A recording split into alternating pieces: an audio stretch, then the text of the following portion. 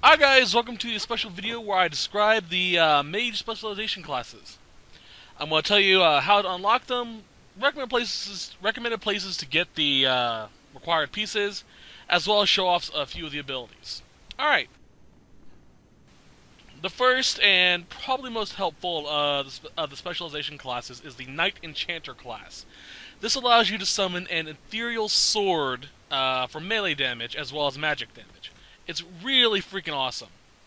To unlock it, you need to get the Specialization quest unlocked. It's after you unlock Skyhold, and return after reloading the place.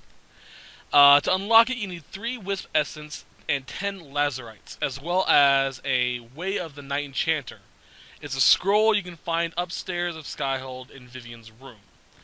To get the Wisp Essences, all you need to do is fight Wraiths. They'll drop them. However, it is recommended, if you can't find any, to go to the Fallow Mire and search around the starting area, right around here, for a pure Wraith. It'll drop one. There should be another one over here at Grant Point. Go there, you'll find it. And a third one down over here near the old windmill in Grant Spires? No, that's right here. Yeah, no, something like that. Anyway, you'll find them there. Really easy to get. The 10 Lazarites you can find here in the Hissing Wastes in this cavern. There's this little canyon. There you go, that's the word. So get 10 of those and then go make the sword hilt. This will allow you to start using some of the abilities. I'll show you those right now. Okay, first is Spirit Blade. Obviously, it does 400% of your weapon damage, 200% against weapon, all that fun stuff. The upgrade will deflect incoming projectiles if you attack at them, so it's pretty cool. Combat clarity. Let's see here. The chaos of combat frightens some, but for you, it's a comfortable rhythm. Mana regeneration's faster when you're near hostile enemies, so any enemy within 5 meters will cause your mana regen to go up by 50%, which is just amazing. See here, you draw back the energy released by your enemies and your attacks against them, and a successful attack strengthens your barrier. The more damage you do, the more powerful your barrier grows. So basically, the more damage you deal, you get a magical barrier to protect you, which is awesome. The Fade Cloak allows you to basically go stealth, which is pretty cool, for 2 seconds, which doesn't increase, but you do more damage if you attack from stealth. Veiled Repose. Whenever you have a barrier active, enemies who attack you will take damage in return. So, Fade Shield combined with this is pretty helpful. Night Protector, your adept with defensive magic barriers you create will take longer to naturally decay. Again, pretty wicked. And then Disruption Field, you fill an area with magical energy that slows and weakens your enemies. Enemies larger than the field are immune. And enemies caught in this field are slowed to a stop over the course of several seconds. Striking them ends the effect. So basically you just go, stop moving. And then the final one is the Resurgence, which basically, let's see here, all party members are healed to full health, including those who have fallen unconscious. And a glyph around you provides ongoing healing to your party for the spell's duration. So it's pretty helpful. 25% per second? Fuck! For 10 seconds.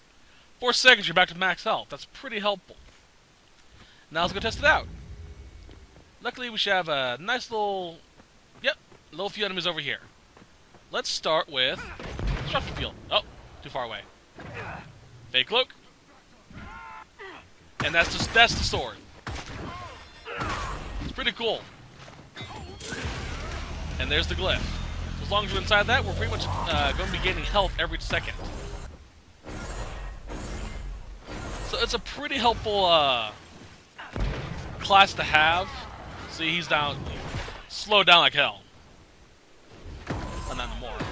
But yeah, it's very helpful, very good for those mages who like to get up close and personal. So I recommend this. I recommend this a lot. It's one of my favorite spell classes that I've played with. And it really does a lot of good if you're really good at up-close fighting. So, Basically, if you want to be a Spellblade, this is the class for you. Anyway, that is it for the Knight Enchanter. I will see you in a few seconds with the Necromancer. Alright guys, time to show you the Necromancer spell tree. This one is honestly my least favorite. When I hear Necromancer, I think, summoning ghouls or zombies, skeletons, ghosts, shit like that, but it really doesn't fall underneath that tree. Then again, I understand why they didn't do it because of storyline reasons. Anyway, let's start with how to unlock it. You first need 3 Never-on Skulls, which can be found in the Storm Coast. Unfortunately, I didn't do it this time through, and I don't really remember where they are. I remember where a few of them are, though. Let's see here. Oh, can't show you shit because my map's not done. Sorry! You can also find Never-on Skulls very early in the game in the hinterlands. The mages, during the Mage Rebellion area there, will drop Never-on Skulls. And since I hunted those guys down like crazy, I got a shit ton of Never-on Skulls, so I didn't really need to go through with it. So, just hunt them down at the very beginning of the game, and you should be fine. If not, look at the name and the description of the quest. You can find the areas pretty easily. Sorry, I can't help you out with that. Furthermore, you need 10 Bloodstone, which can be found in the Emerald Graves and the Exalted Plains. Very easy to find as well. They're just basically red rocks that look a little bubbly. Once you get all of that, you need to wave the Necromancer, which you can find near Dorian in the library. Get all that, and you get the class. Now to show you what you get. You get the Horror Spell, which basically causes enemies in the area to become fearful. This basically, let's see here, allows you to affect them for longer and do more damage, I think. Let's see here. Horror inflicts even deeper terror upon targets and reduces their armor while they're under its effects. Oh, that's nice. Death Siphon. Every time an enemy dies nearby, you regain both health and mana. So that's pretty helpful. Power of the Dead. Killing enemies attracts spirits that increase the power of your spells for a short time. 20% more damage for 10 seconds. Not bad. Spirit Mark. Let's see here. You mark a target with an attacking spirit, inflicting ongoing damage.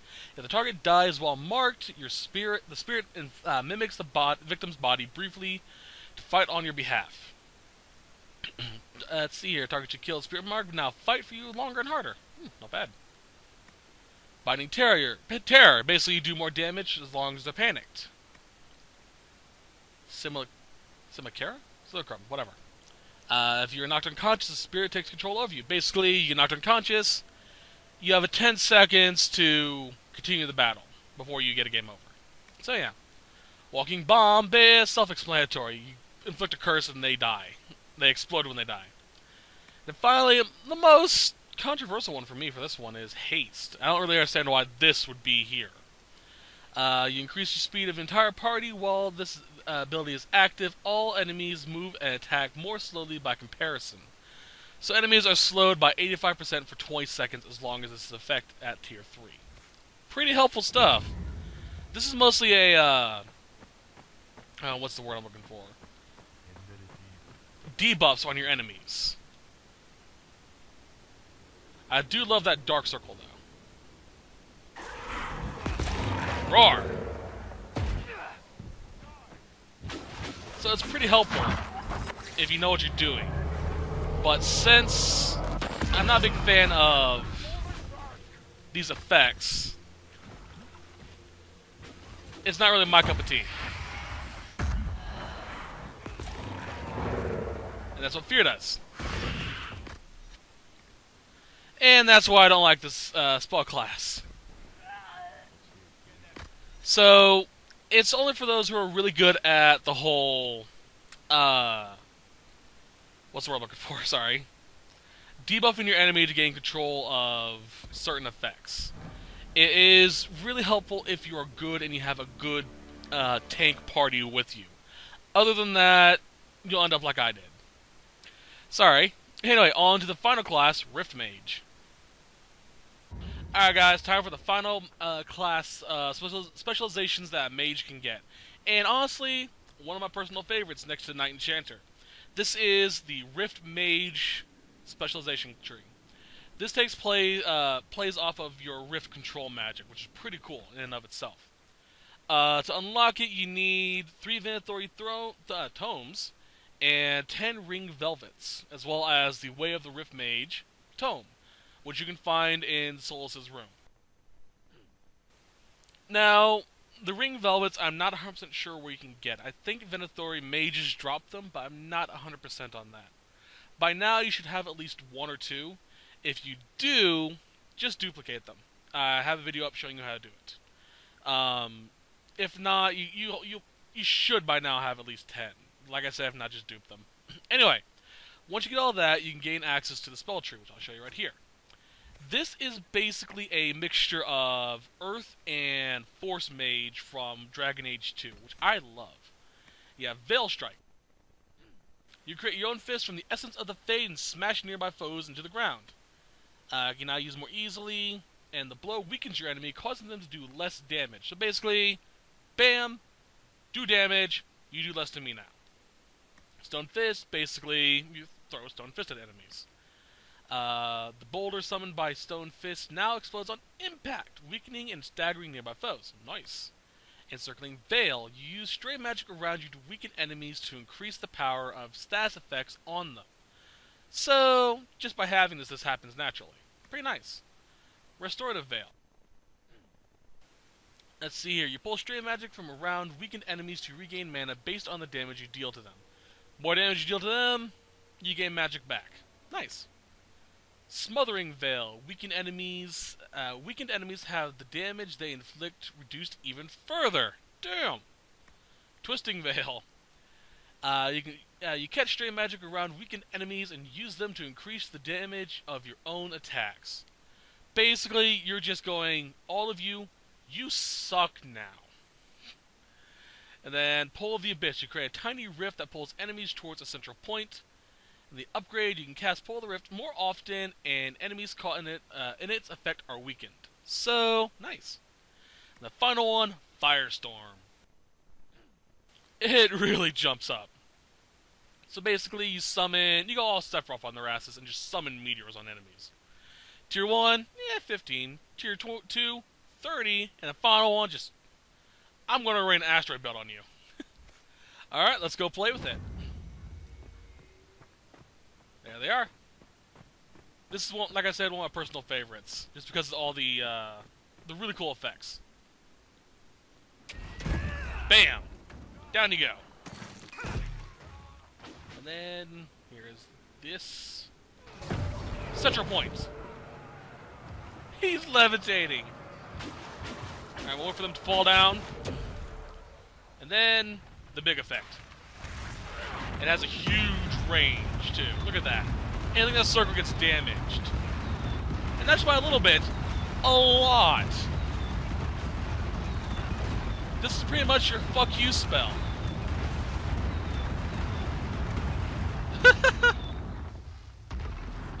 The last one. That was beautiful. Alright, so that is the Rift Mage class. Now, I'm going to go into a little bit about each classes and give you my recommendations on each of them as I go. Knight Enchanter is great for you who like being up front and don't like the fact that you can only use your mage staff and your spells. This is really great for that. If you combine it with a few of the magic regen abilities, accessories, it becomes insanely powerful because the blades take less mana to use. Pretty nice. Also, the healing spell is just insanely helpful. Necromancer, again, I'm not a big fan of that, but I do see the benefits of it. You basically just weaken enemies, you turn them against them, and you have that 10 seconds where you're still a spirit. So it's helpful to have. But, like I said, it's a little weird, especially with haste. It doesn't really fit in with necromancy, you know? That's more of a time space. I can see that with Rift magic, really. But that haste effect is really cool, really helpful as well. The Chantry as a business I'll pause that so he doesn't hear them. Rift is really where all the power is. It's your I'm going to fuck all of you over class. It makes a lot of sense that that's the case, considering you do have Mark of the Rift, which is a storyline ability. So if you make a mage, I highly recommend a Rift Mage, simply because of that massive meteor strike. If you max out the focus gauge, all the other abilities are pretty helpful as well. It's really good crowd control, in my opinion. If you like swords but want to be a mage, have the Knight Enchanter as your standby backup in case enemies get too close. And if you're more comfortable in the back while you let your Vanguard attack, go Necromancer. It all really is up to your personal preference. There is no best class out of any of these three. It's just your gameplay. Anyway, I hope this was helpful. Hope you guys enjoyed seeing all the abilities. And I'll see you in the next video. Bye!